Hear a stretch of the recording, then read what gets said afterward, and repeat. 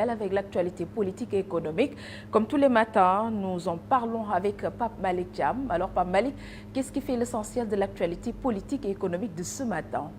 On démarre cette actu politique et économique avec la politique de décentralisation de l'État du Sénégal concernant la salubrité publique. C'est la cérémonie de remise de 3 prix prévue aujourd'hui par le ministre de l'Urbanisme, des collectivités territoriales et de l'aménagement du territoire, Moussa Bala Fofana, qui procède à Cité Lamy à Thiès, la remise des 3 premiers prix de la compétition Setal Sunugor, lancé pour récompenser les quartiers les plus propres et les meilleures initiatives de propreté lors de la journée de mobilisation citoyenne du 7 décembre 2024.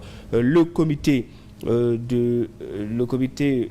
qui annonce cette mesure en séance de délibération du 30 décembre 2024 a attribué par ordre les 3 premier prix de cette compétition au quartier Cité Lamy de la commune de Thiès, Diorkol Nyoren de Rufisque et Niasen Cité dans la commune de Nioro.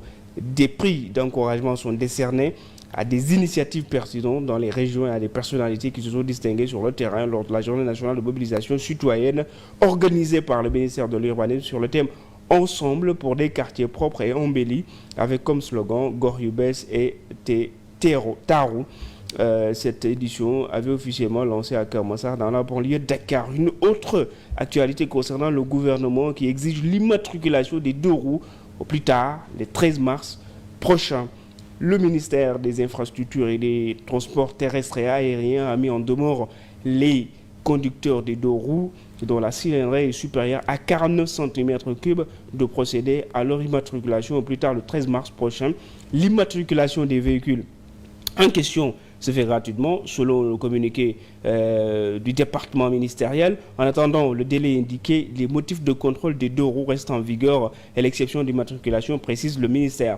Il annonce que le démarrage des immatriculations gratuites sera effectif à partir de la semaine, à partir de demain. Passé ce délai, toute moto non immatriculée sera immédiatement mise en fourrière, prévient le ministère. Selon le communiqué, cette mesure a été prise à la suite d'une séance de travail du même département ministériel, de celui chargé des finances et aux responsables des forces de défense et de sécurité. On termine avec Tambacounda, un mouvement lancé pour favoriser l'émergence socio-économique de la région. Le mouvement Tout Tambacounda, qu'on appelle TTT, lancé mercredi dernier, ambitionne de promouvoir une participation citoyenne, de favoriser l'émergence socio-économique de cette principale région du Sénégal oriental.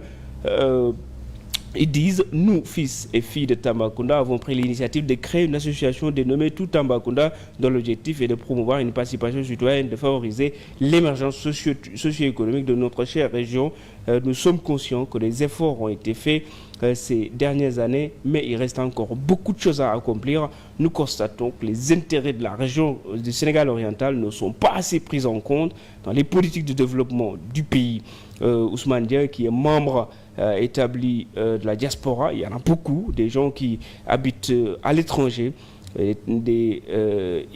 a invité ainsi tous les citoyens originaires de cette principale région du Sénégal oriental à rejoindre le mouvement pour contribuer au développement de Tambacounda. C'était tout pour cette actu politique et économique de ce jour. Merci pour ces informations. Alors, comme chaque vendredi, vous nous proposez un dossier portant sur une actualité. Aujourd'hui, sur quoi allons-nous nous intéresser?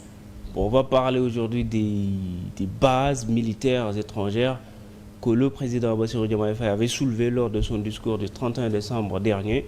Donc on va essayer d'analyser et puis quelle sera la suite de cette annonce. Merci beaucoup. Nous nous retrouvons dans la deuxième partie. À tout à l'heure. À tout à l'heure. Merci à Pape Malick Thiam. Merci à vous aussi, amis téléspectateurs. Ainsi prend fin cette première partie de la matinale Info à le Sénégal. Restez bien scotchés sur nos antennes. À 8 h, nous nous retrouvons pour la deuxième partie en Wolof.